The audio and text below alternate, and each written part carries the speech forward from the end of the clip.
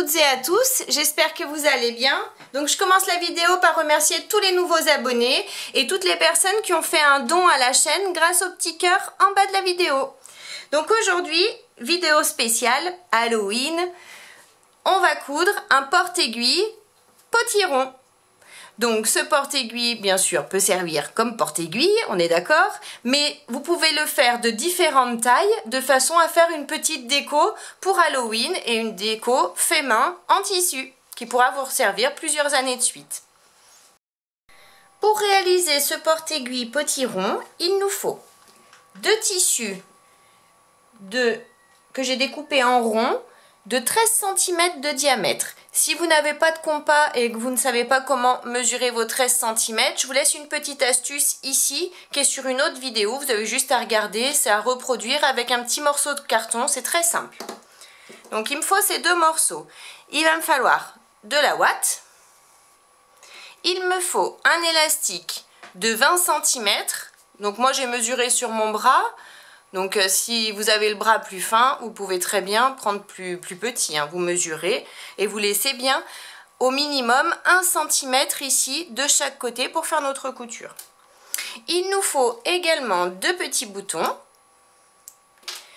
Il nous faut, alors moi j'ai pris 2 cercles de 3 cm de diamètre que j'ai découpé dans un petit morceau de cuir que j'avais. Mais si vous avez un petit morceau de simili ou de tissu, c'est pareil, vous faites vraiment avec ce que vous avez. Et je l'ai découpé avec mes ciseaux cranteurs pour avoir une jolie forme. Ensuite, il nous faut un fil, un petit peu épais si vous avez, c'est mieux. Sinon, si vous avez que du fil fin, vous passerez 2 fois à chaque fois pour faire nos petites séparations ici. Et donc une aiguille. Donc pour commencer, hop, je prends mes 2 cercles, je vais les positionner endroit du tissu contre endroit du tissu et je vais mettre des pinces tout le tour. J'ai bien mis mes pinces tout le tour, donc maintenant je vais coudre à 1 cm du bord, ici, et je vais m'arrêter de façon à laisser une ouverture d'environ 4 cm sur un des côtés pour pouvoir retourner et passer ma ouate à l'intérieur. Donc on fait notre couture à 1 cm du bord, au point droit. Ma couture est faite tout le tour et j'ai bien mon ouverture ici sur le bas. Donc maintenant je prends mes ciseaux cranteurs. Si vous n'en avez pas, vous pouvez découper et faire des petits pics à l'aide de vos ciseaux. Ou si vous préférez vous en procurer, je vous mets le lien en dessous de la vidéo des miens.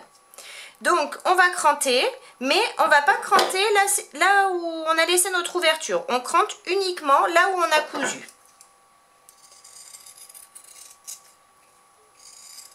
On fait attention de ne pas découper nos coutures, bien sûr. J'ai cranté, donc j'ai bien laissé mon tissu ici près de mon ouverture. Et maintenant je vais retourner mes cercles. Je retourne bien correctement.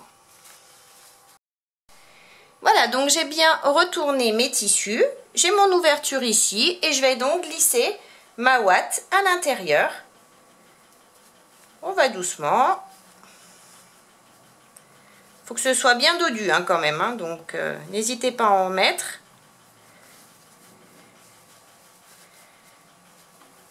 Et on remplit donc nos cercles. J'ai fini de rembourrer mes petits cercles. Donc maintenant j'ai mon ouverture ici. Je vais positionner mes tissus. Donc je rentre un petit peu la mousse. Et je vais positionner mes tissus l'un contre l'autre. Je vais mettre des pinces pour bien maintenir. Hop. Et je vais faire une couture au point droit ici au plus près de mes tissus. De façon à pouvoir refermer cette ouverture. La couture est faite ici. Donc je replace un petit peu la mousse correctement. De façon à en avoir de partout. Et maintenant je prends mon aiguille et mon fil.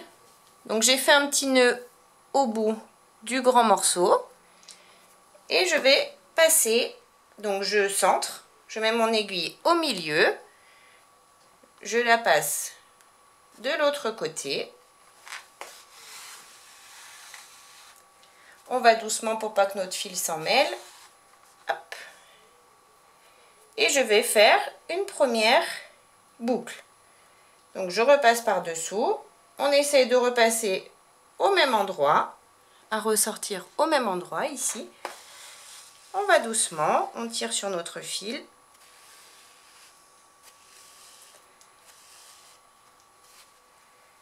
Et on tire, vous voyez, de façon à former un petit boudin ici. Je fais pareil en face. Je repasse par le milieu du bas. Je centre, je repasse par le milieu du haut. Je positionne mon fil en face. Et je tire. Et ensuite, je vais faire le côté. Donc, même principe, je passe par-dessous. Je centre de façon à repasser en haut. C'est tout simple, hein. Il suffit d'aller doucement, mais c'est assez simple à réaliser, hein. Prenez votre temps de façon à ne pas emmêler votre fil. Et je tire pour avoir mon boudin sur le côté. On essaye de se centrer au maximum. Ensuite, je vais faire en face. Je repasse par en bas.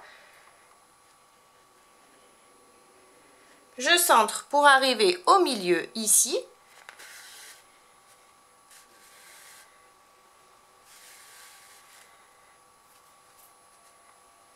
Et je tire.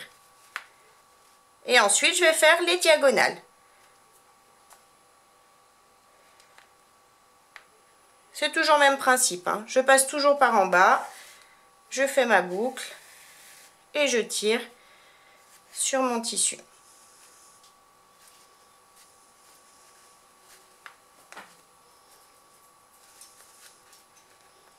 S'il veut bien. Et là. Maintenant, je continue, je passe en face. Donc, il faut toujours que votre fil soit bien tendu, par contre, hein. C'est important. C'est toujours le même principe. Mais tirez bien sur votre fil. Ensuite, je vais faire ici.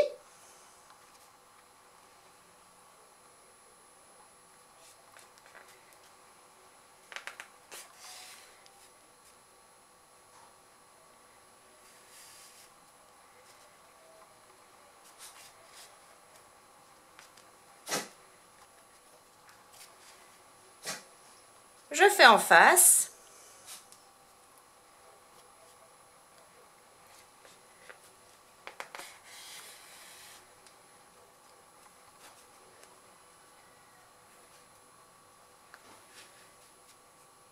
Et maintenant, je vais faire à chaque milieu, dans chaque milieu. Hop, on refait la même chose, mais sur chaque milieu.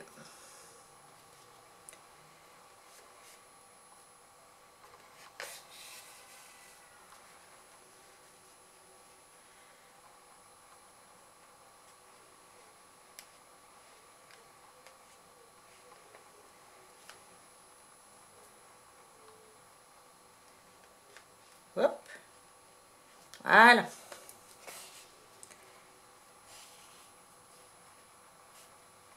Donc c'est tout bête, il faut juste prendre un peu de temps pour le réaliser, mais c'est tout bête. Donc vous voyez, là j'ai fait les milieux et je fais ça sur chacun des boudins. Je suis arrivée au bout de mon petit rond, donc maintenant je vais juste fermer, arrêter mon fil, toujours bien tendu, hein, pour le dernier. Hop.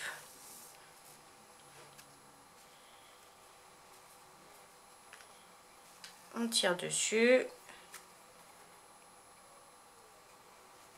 On passe à l'intérieur. Et on tire. Hop, une première fois. Et je vais répéter l'opération 2 fois pour bien qu'il soit maintenu. Pour plus qu'il bouge.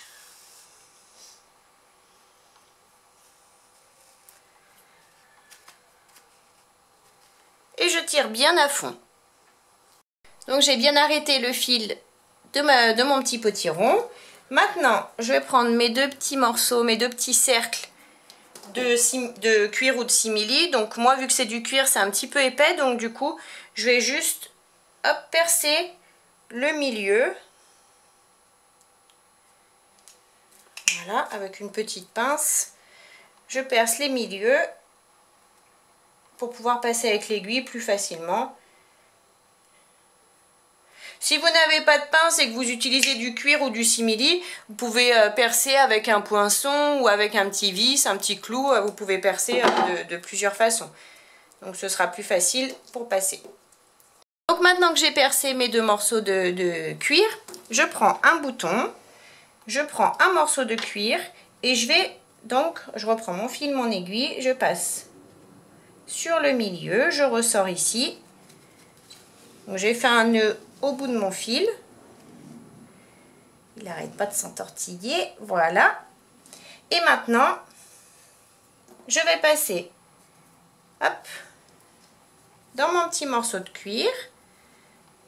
Et ensuite, dans mon bouton une première fois. Une seconde. Je repasse dans mon morceau de cuir.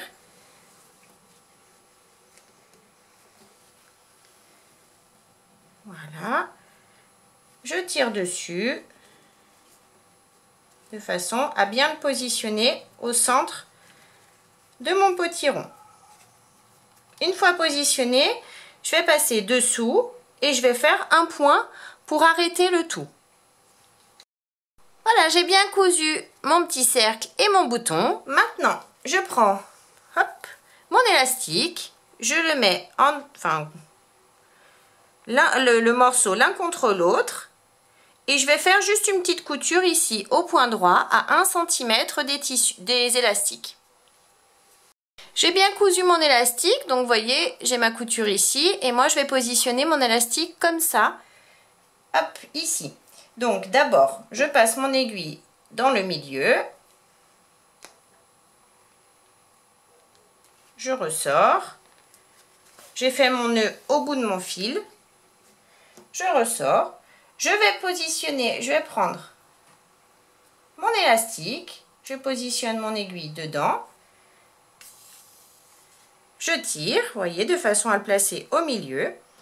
Ensuite, je prends mon morceau de simili, je fais pareil, je passe à l'intérieur et ensuite je prends mon petit bouton et je passe une première fois à l'intérieur, puis une seconde. Je repasse dans mon cercle